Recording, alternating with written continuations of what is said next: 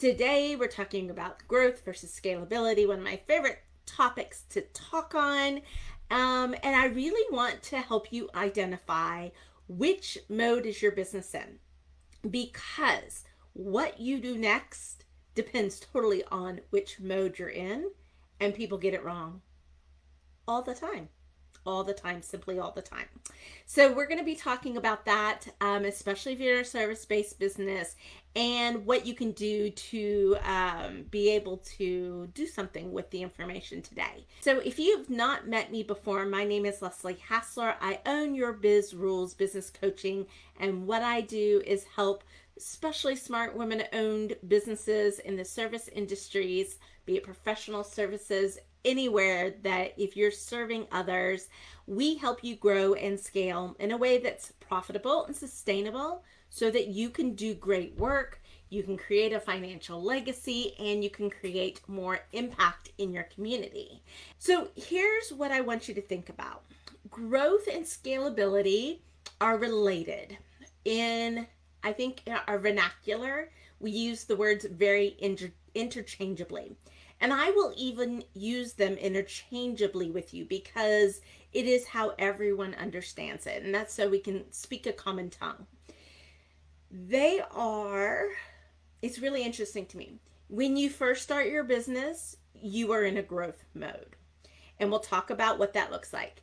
You can then move into a scalability mode, and we'll talk about what that looks like. But after you're done with this scalability mode, you could actually go into another growth mode. So I think people don't understand that there's this fluidity in business that goes back and forth. Now, here's mistakes that I see. People don't know which mode they're in. And oftentimes they're trying to solve something that's not working in their business by getting into scalability mode, and that puts them into a mode that's too soon for them. So growth mode, if we define what growth mode is, so growth mode is really about setting your foundations, if you will. And I'm going to give you this image of a bucket, okay? And if you think about your foundation, it might be the bottom of the bucket. It could be the sides of the bucket. It could be the handle that makes it easier to carry the bucket. It could be the pretty label on the bucket. Think of your marketing message, right? That's a pretty label on the bucket. So it is, or are those elements of your business that create structure, that create reliability. So for instance, if you're working on defining your ideal client, defining your target audience, if you're working on your marketing message, if you're figuring out how to do a sales process, if you're really at the early stage and going, how do we even get paid for all of this stuff, and figuring out all of that, if you're really building in ways that you can deliver your product, okay, that you can deliver your service reliably time and time again, your chances are all those elements, you're in growth mode. You're putting together the building blocks of a business that can scale. And if you were in a tech business, a software as a service business, a product business, this would all be about product market fit. Like, do we have the right thing to sell to people? And that's why you hear the term MVP, minimum viable product, okay? But that doesn't translate to service. And really what it is, here's your kind of key sign. And we just did an article over on the website called 5 Clear Signs to Know That Now is Time to Scale. But a really good sign is that you can receive clients. Clients are coming into your business reliably, meaning you're not going out to have to figure out where's that next client all the time, because you have enough systems in place.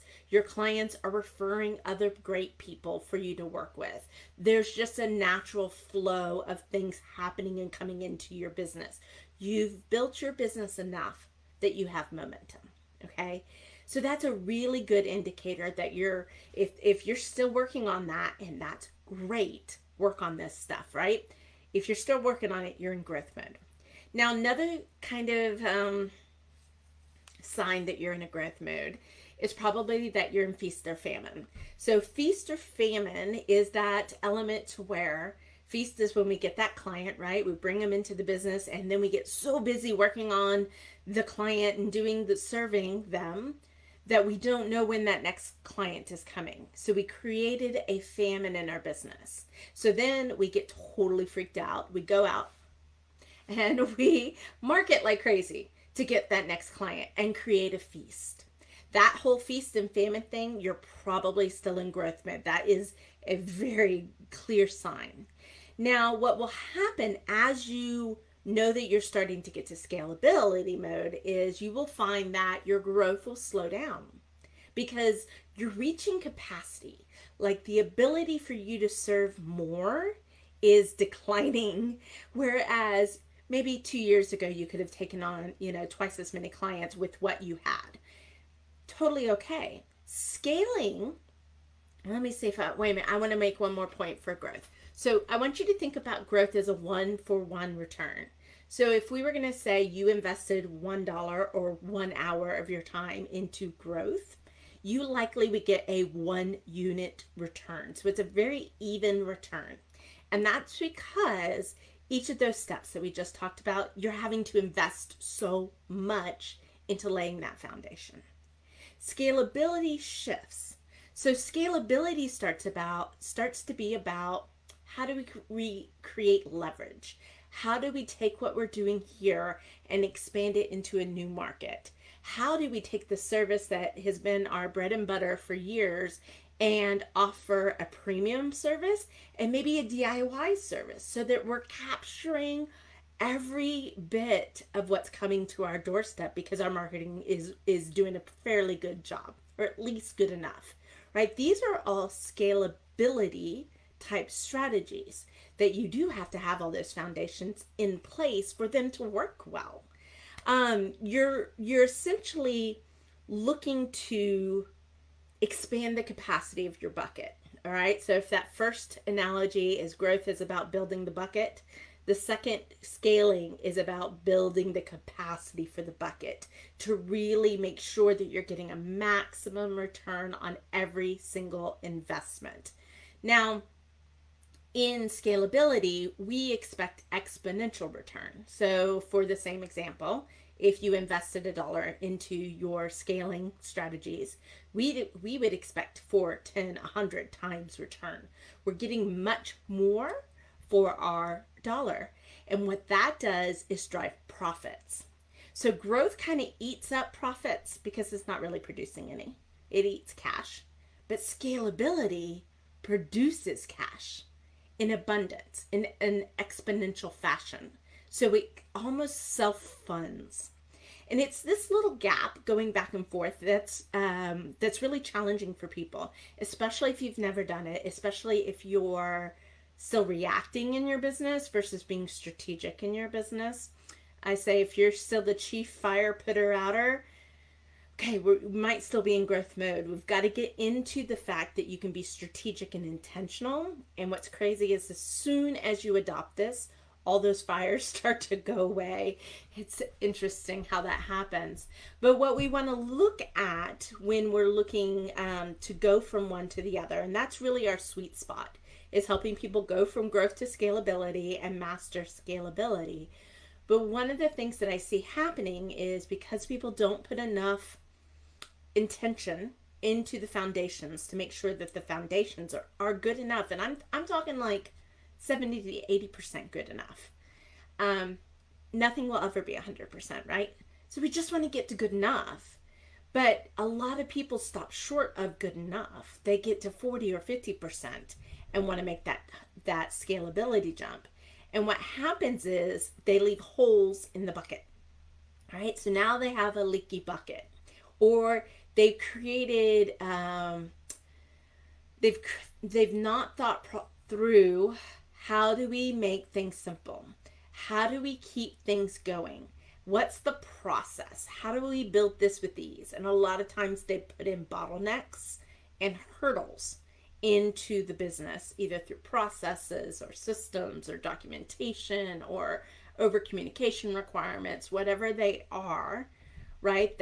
That stalls the ability to scale. So when we scale, we're back to our bucket, right? I should have brought a bucket today. We have our bucket, we're scaling, we turn on the faucet. I'll give you right there. We're turning on the faucet to fill our bucket. If the bucket has holes, all of that is leaking away. And we're really losing impact of all that hard work that we're putting in.